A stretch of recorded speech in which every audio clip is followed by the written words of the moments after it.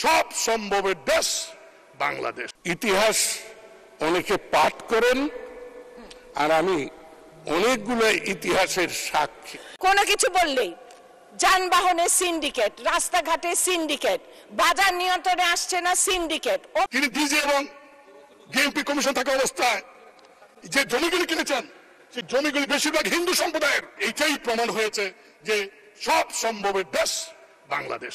Speaker, এই লোকটি মানে এরকম অবস্থা, এত কোটি কোটি টাকা, এত সম্পত্তি কিভাবে সম্ভব হলো? কেন সরকার দেখলেন না? মানে স্পিকার যতই বলেন সরকার এখন দায়িত্ব নাই, এই কথা বললে দেশবাসী মানবে না।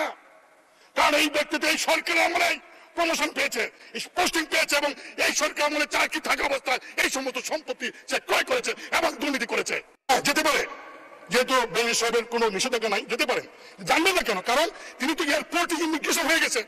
ইমিগ্রেশনে তো কোনো ভিআইপি, আর তখন সারা দেশে আলোচিত বেনজির, তিনি ইমিগ্রেশন দিয়ে গেছেন, আর ইমিগ্রেশন ডিপার্টমেন্ট তার মন্ত্রণালয়কে জানায় নাই, সরকারকে জানায় নাই। যদি না জেনে থাকে তাহলে ইমিগ্রেশনের সমস্ত কনসার্ন কর্মচারীকে সাসপেন্ড করা উচিত। বাংলাদেশ ব্যাংক এবং ব্যাংকগুলি এই টাকা উত্তোলন করলো, একটা চেক দিয়ে পাঠাইলে ব্যাংকে 10 লাখ 20 লাখ টাকা 7 দিনের নোটিশ থাকে। 70-80 কোটি টাকা তিনি কিভাবে উত্তোলন করলেন আমি জানি না। মানে স্পিকার, সরকার এত বাহিনী, সরকার এত এজেন্সি আছে, তারা কি খবর রাখেন? তারা কেন সরকারকে এইগুলি জানান?